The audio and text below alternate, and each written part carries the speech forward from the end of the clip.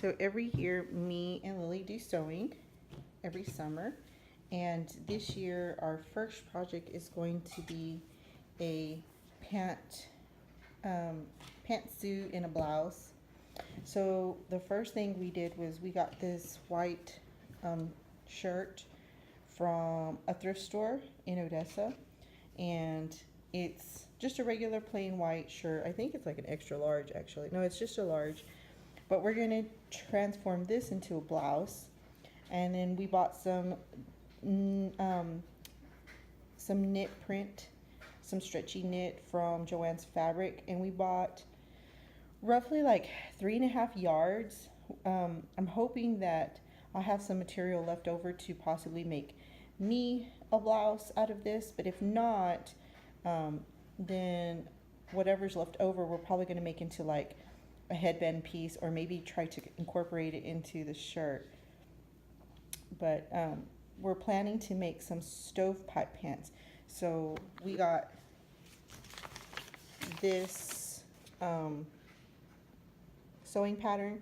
So these are the pants that we're going to try to make. But this material is a little bit stiffer than what we bought, because the jersey is not going to be stiff like that. So it's going to probably fit, it's going to probably look more dressy, like a dress. And I don't know if we want to make these pants or if we're just going to make a regular stovepipe, something similar to this. But I think these would be really, really cute, because the print, the material is so flowy that it's going to sort of look like a dress but be pants, and possibly put some pockets in it. And the material is see-through, so what we're going to have to do is put like a lining material, maybe some muslin or something, inside of the pants so that you can't see through. Okay. And then I'll be sewing on my Singer Simple machine. I bought this about a year ago, because the first one that I had broke, and it's just like a simple machine. I think it was like literally like $30. Since we're doing simple fabrics, this is good just to do like the pantsuit that we're doing right now. If I was to do, I mean, I've sewed denim on this as well. So, I mean, you can sew like thicker material, but since it's really light, it shakes. And so when you're doing heavy material like that, the machine tends to shake. With the lighter materials, it doesn't. So that's what we're going to make. So I've already measured Lily's from her collarbone into where her midriff is about 13 inches. And so we're going to add an extra inch, and that's where we're going to mark at 14 for the seam allowance. So I'm just going to put a little mark right there. And then we're going to cut across from here all the way across the t-shirt, and that's going to be the midriff.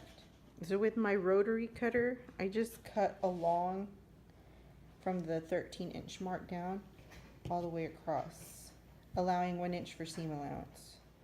So for this shirt, I've decided to take the top collar off and to have it more with a wide neck hole than to have this collar, the t-shirt collar.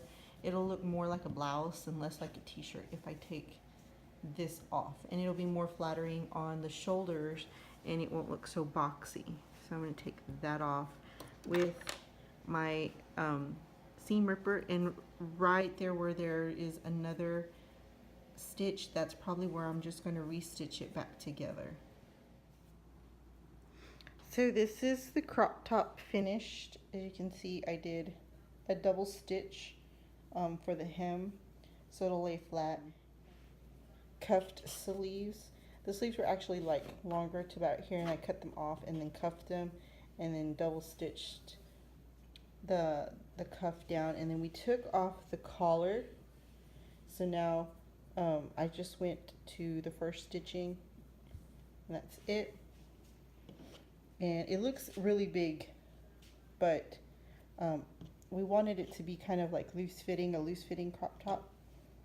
Here are the stovepipe pants that I sewed for Lily. They're really, really big, so when you put them on, they're kind of going to look like a dress, but they're pants. We just did a rollover stitch. I still need to clean up the edges. I rolled it over twice and then just stitched once on the hem. I still haven't put the band, but I've already measured Lily for the waistband, and we're going to use this 1 inch no roll elastic band. So what we're going to do is turn the pants inside out and then sew in a pocket and leave a little space open and then thread this through and then finish it off. And we should be finished with the pants. So yesterday we decided with the leftover material. This is what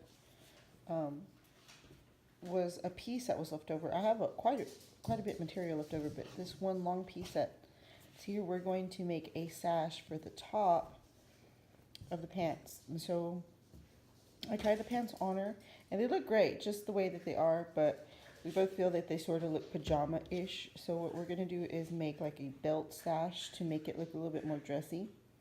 And we're going to do it with those leftover pieces. So we decided to make the band about 4 inches wide, but because I'm going to double it and fold it over, I'm going to measure 8 inches out plus another inch for seam allowance.